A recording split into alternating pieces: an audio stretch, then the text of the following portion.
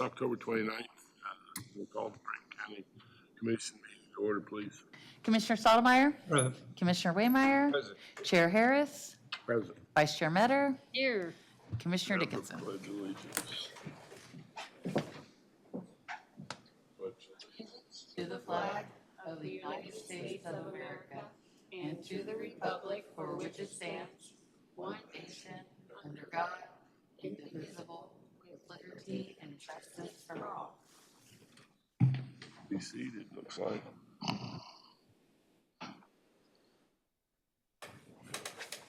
Correspondence, we've got Ryland Miller in the chamber. There he is.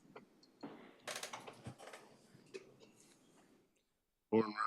Morning to you all on this very cold and windy and kind of dreary day, but I do have some good news about one of the events that we put on recently. I've come to you a couple of times over the course of this year because you guys funded 4 of our different annual programs that the Chamber puts on.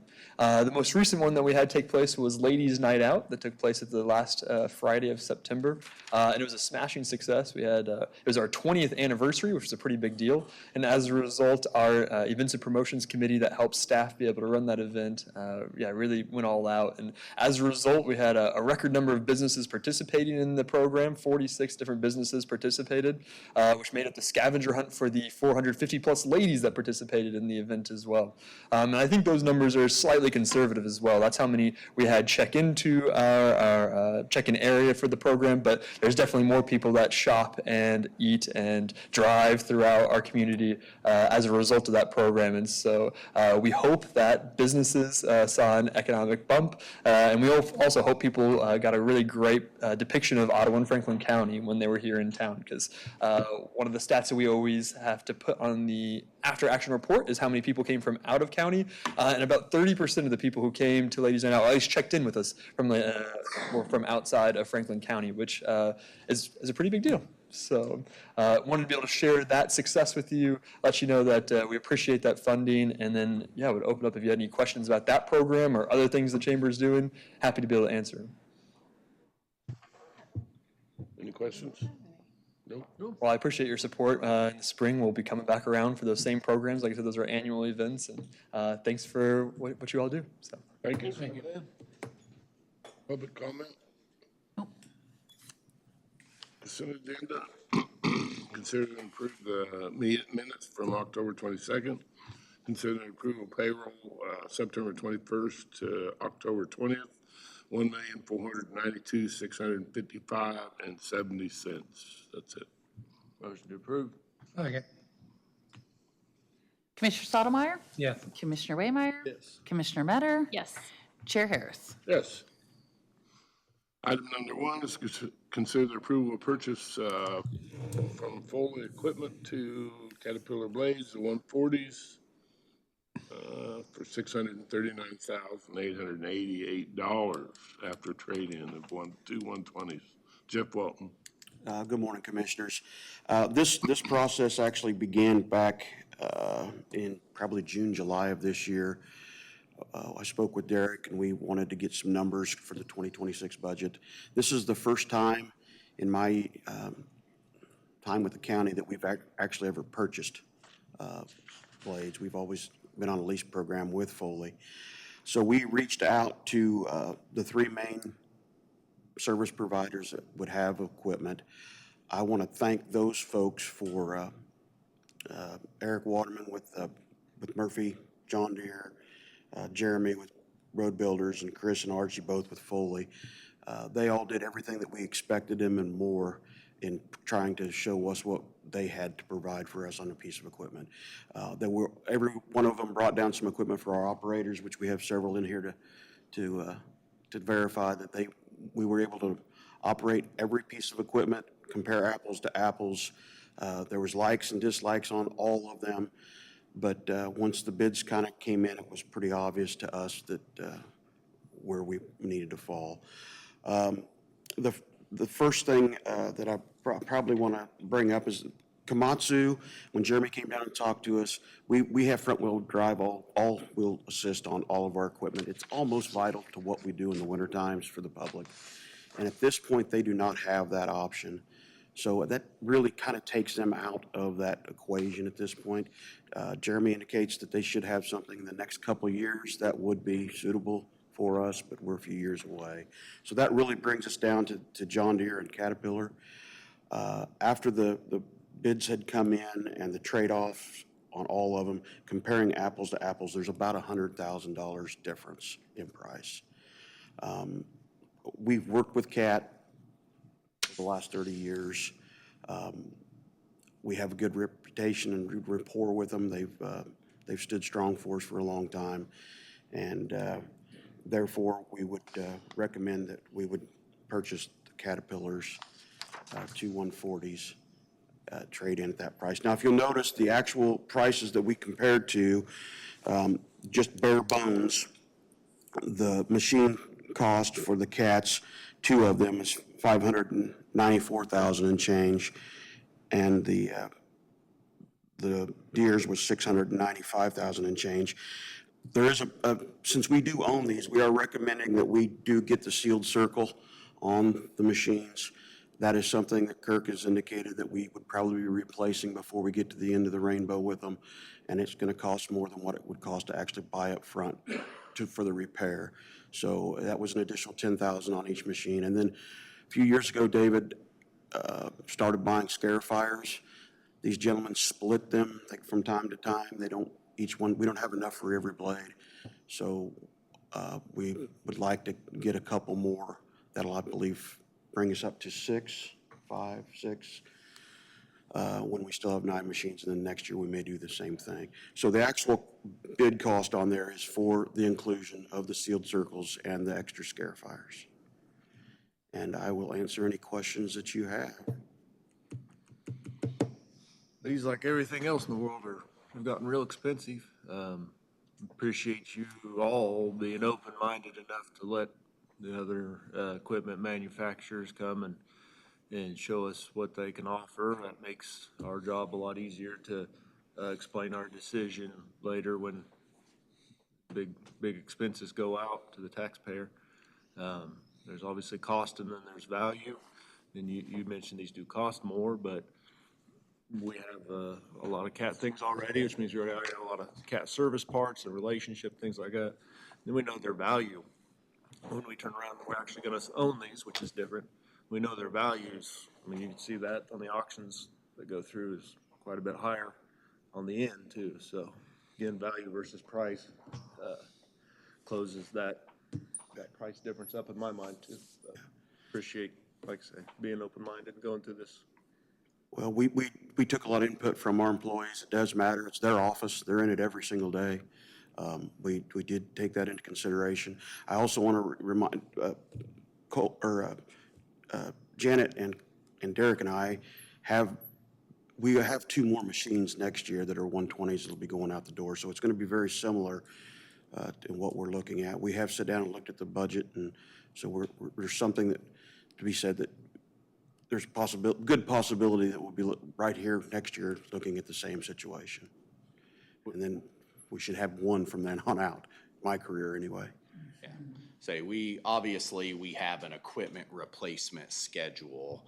We are in the process of, I will say, finalizing a multi-year equipment replacement plan, because I would like to come in front of the 5 of you and you know, maybe not down to the literal penny, because there are other pieces of equipment, but talk through with the 5 of you, this is exactly how we plan on funding the 2 blades in 27, the blade in 28, as well as potential Mini X and bucket truck. There's some other things on there, but I want to wait until I can give you specific funds, and we're getting there, but that's either later this year or the start of the year is when I hope to present that. But as far as today goes, there's no question. I mean, these are better prices than we thought we might get, so no concerns at all with paying cash for these 2. So. All right. Excited we're moving to cash base and we're able to do that. It's been a plan a long time in the making.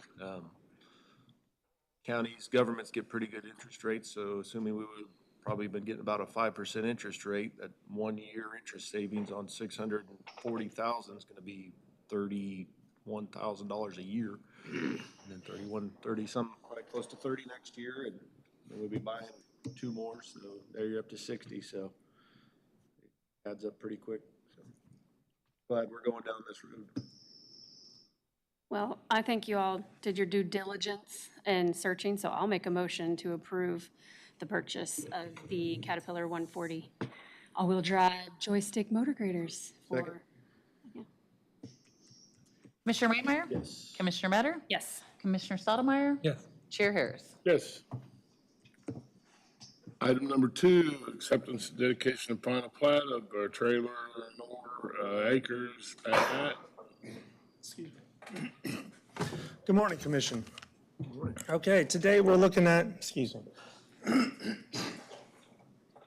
225 Megan Lane. This is just south of Funtown RV on K68.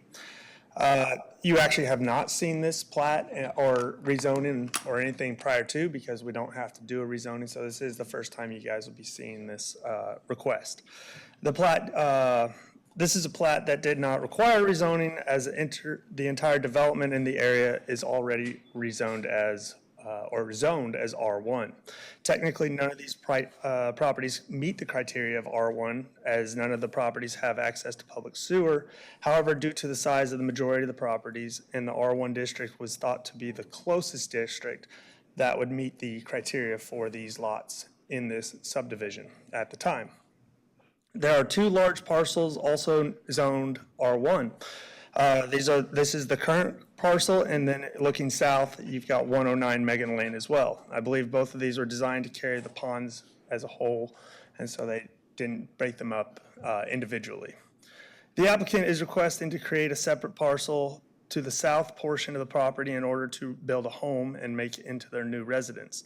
The reason for the odd design of the property is because the angle of which the septic system lays for the existing home, we had to ensure that the laterals would meet the 25-foot setbacks. The eastern portion follows the fence line and then was created to ensure both properties had access to the pond.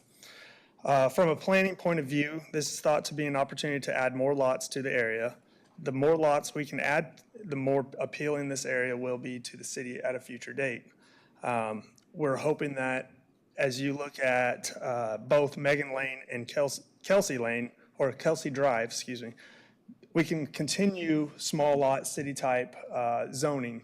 So that would make this area more have more of an incentive for the city to end up putting sewer in the area.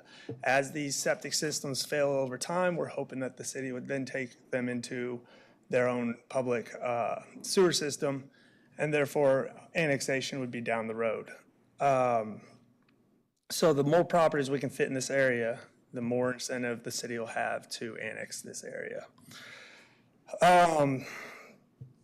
This specific site, as I said, will have the more ability to split further and then develop further to the south.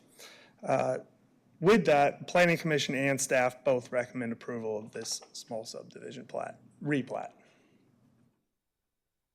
And I believe this also allows the owner to further develop his 10 acres into more lots, if so desired. What I was wondering if they would, because of that weird jagged line, if they would want to like chop it off and then make 2 lots out of. Eventually, it's possible. At this time, they still would like to retain as much land, but this gives them future options for when they have their children and all that kind of stuff. Gotta find the thing. Any more questions? I'm just trying to find the. Recommendations? A motion to accept the dedication of right-of-ways and easements and authorize chairman to endorse the final plat of, that's in front of us. I'll second that motion. Commissioner Metter? Yes. Commissioner Stottlemyre? Yes. Commissioner Waymire? Yes. Chair Harris? Yes. Item 3, acceptance and dedication of final plat of J.M. Pat. Okay, yes. This is commonly known as 134 Haskell, roughly 2¼ miles northwest of Williamsburg. This plat is associated with the previous rezoning that was approved to include a 20-acre lot to the A2 district and two 30, roughly just under 16-acre lots for the RE district. Staff and Planning Commission both recommended approval. When I was trying to read the water report, does it sound like they'll get water? It's, 'Cause I know there they're was gonna have to one drill guy- wells, yes. Guy was having trouble out that way, so I didn't know. There, I heard about him. I think that particular situation, although he was building in the county over, he was trying to drill his wells in our county. Okay, He did hit a dry spot in 2 locations. That's, I mean, I think he's on an island of dryness because everything else in that area has hit water that would be my only concern, but. as well. I mean, generally, I think that's going to be a concern going forward. Okay. I'm not having, I'll make a motion to approve the split for Horner Farms. Second. Commissioner Stottlemyre? Yes. Commissioner Waymire? Yes. Commissioner Metter? Yes. Chair Harris? Yes. Staff reports? Yeah, thanks, Rod. Want to take a second to just talk a little bit about the blades and the process that went into that.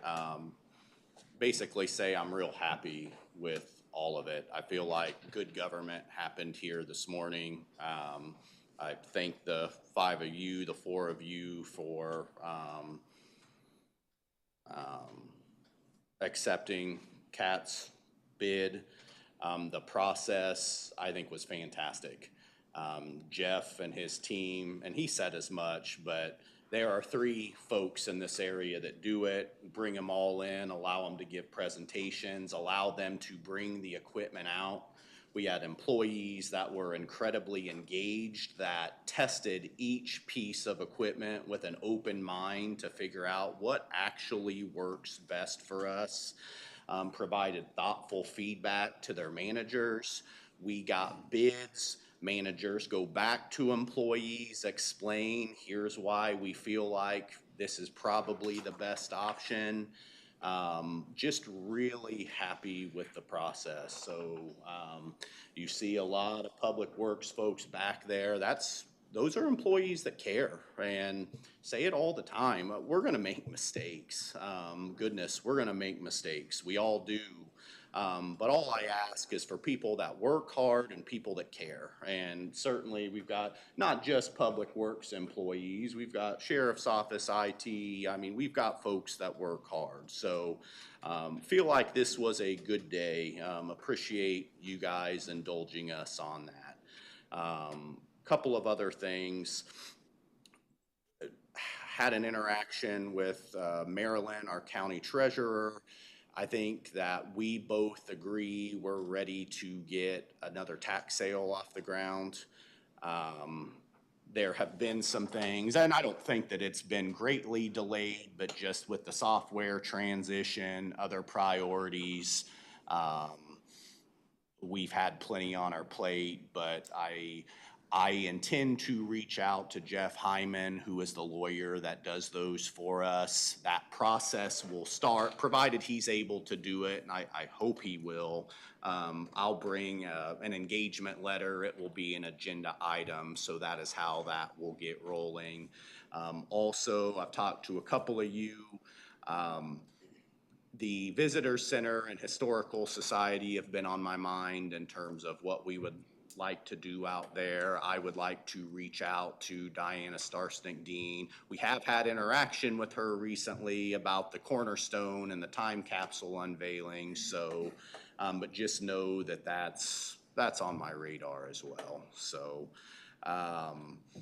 do have a small group that is working on throwing something together for that time capsule. Made a lot of progress. I think we're going to end up looking like that first week of December before the KAC conference, but I think they're going to put something pretty neat together. So there'll be more to come on that. But unless you all have questions, that's all I have.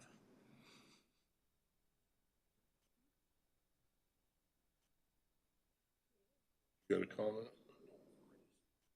I was just ready to go forward. Peg has some things she needs to say during the comment, so. Yeah. Pat, you got any more? Paul?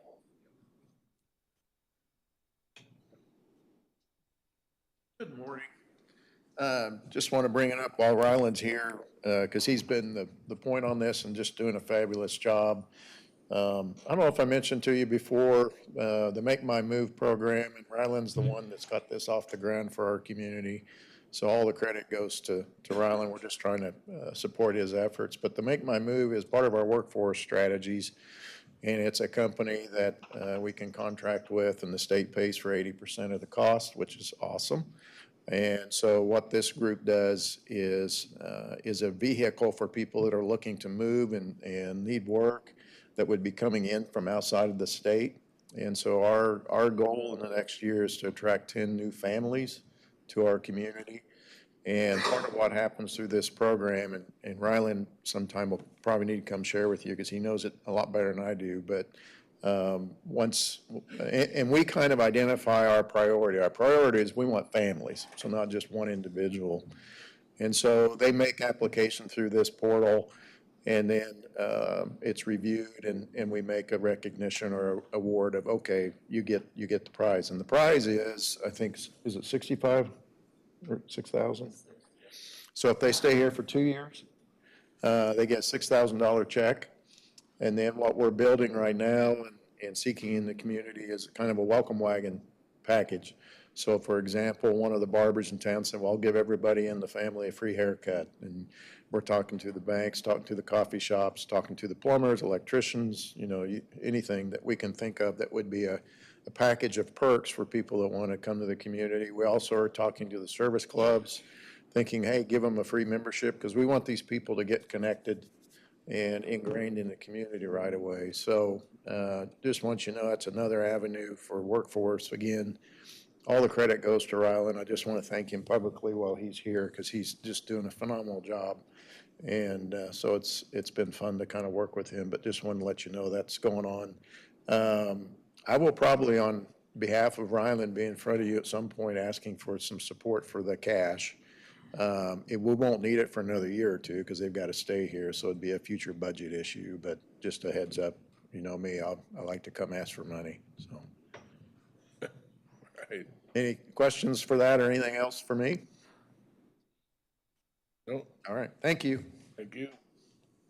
Sheriff's Office? Justin? No, sir. Peggy?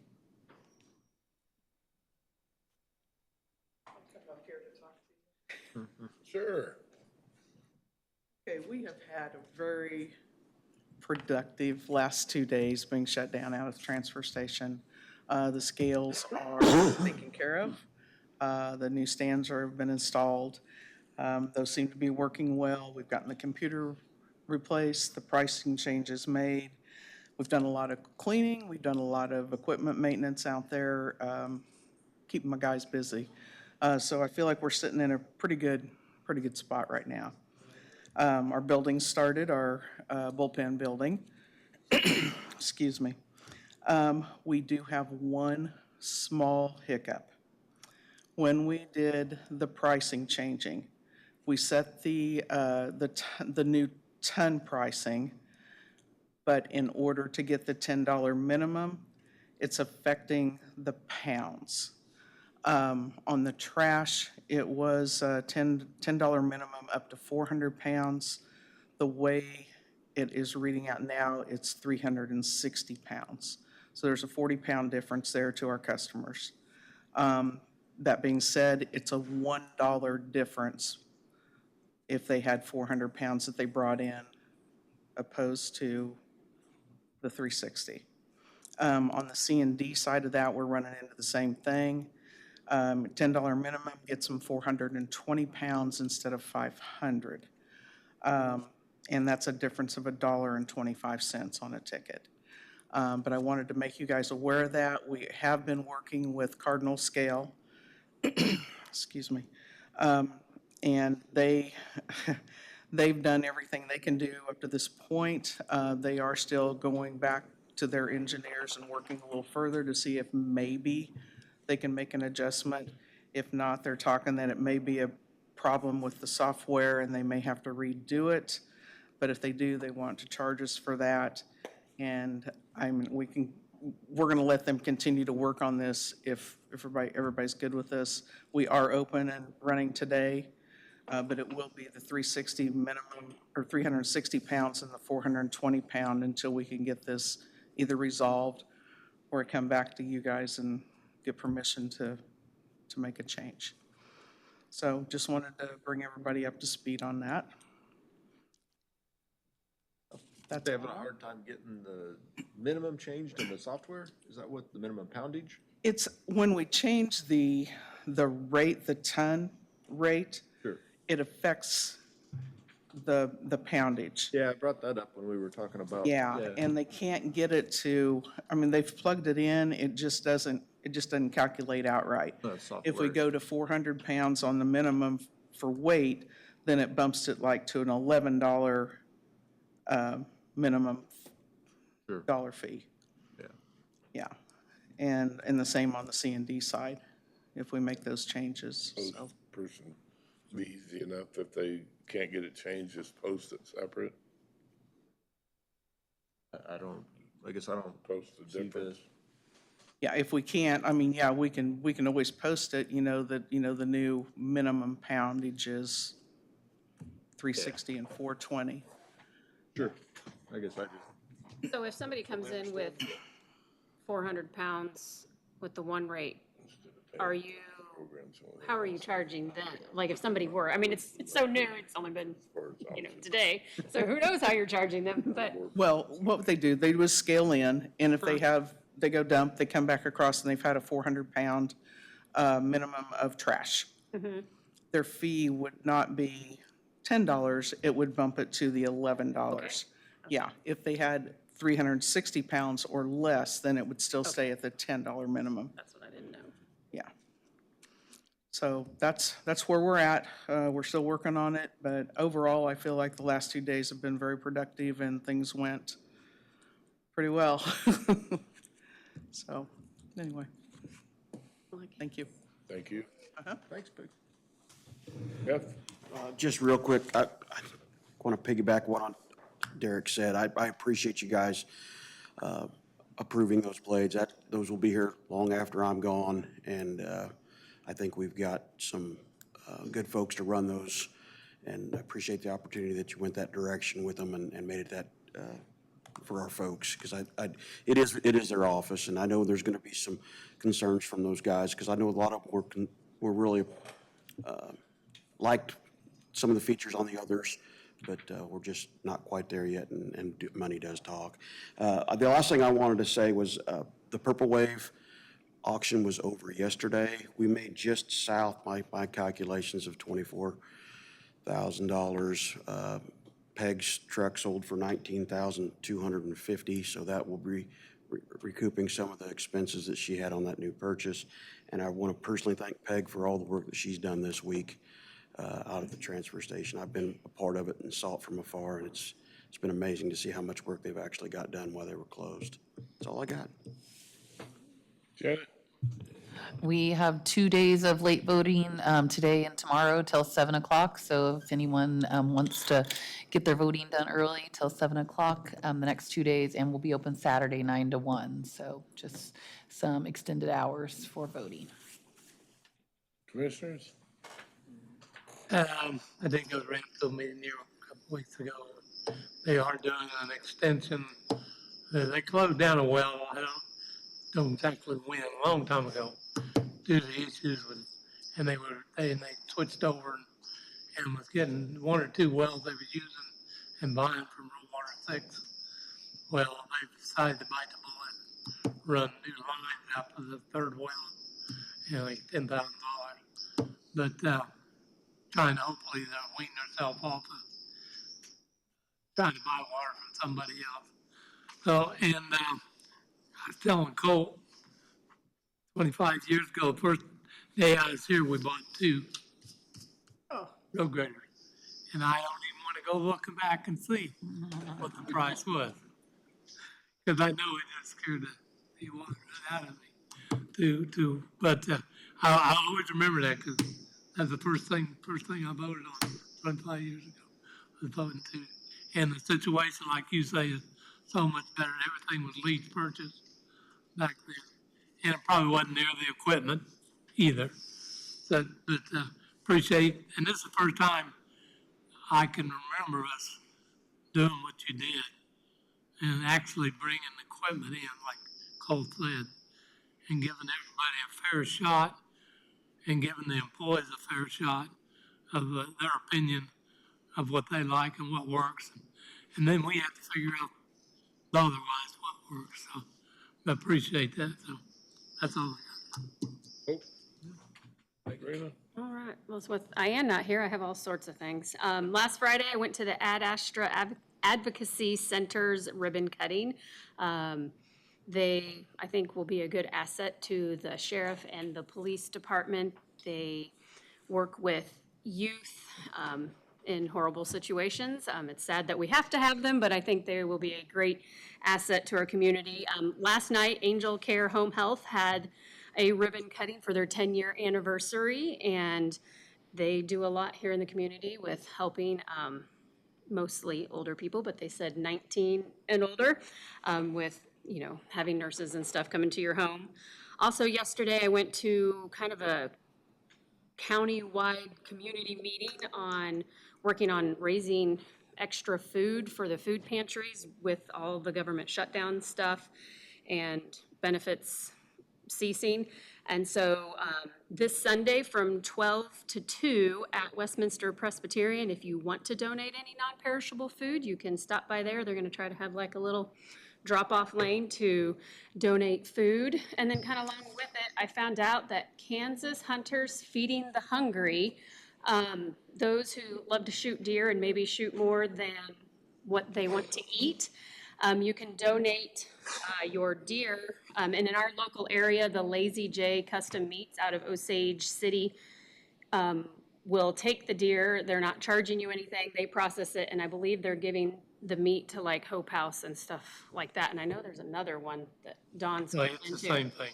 And so you can go to the kshfh.org, and it gives you all across the state the locations of the processing centers where you can go. So that is all I have. Okay, I have nothing to add. I might be read on that, I was just over met with them the other day. And they are, it's all the same. Okay, that's what It's I all the did. same, and it's the same, what we do here is 6 counties, which they're part of, the 6 counties. And Roseanne, Bellman at Butcher Block, and Mound City is the 3, with the one now, I don't say. So hopefully we're gonna get a lot more participation in that. Well, I told a hunter about 25th it year. yesterday, and he was like, oh, well, maybe I'll have to go shoot some more does. So gave him an excuse to go hunt more. Do I hear a motion? Motion to adjourn. Okay. Aye.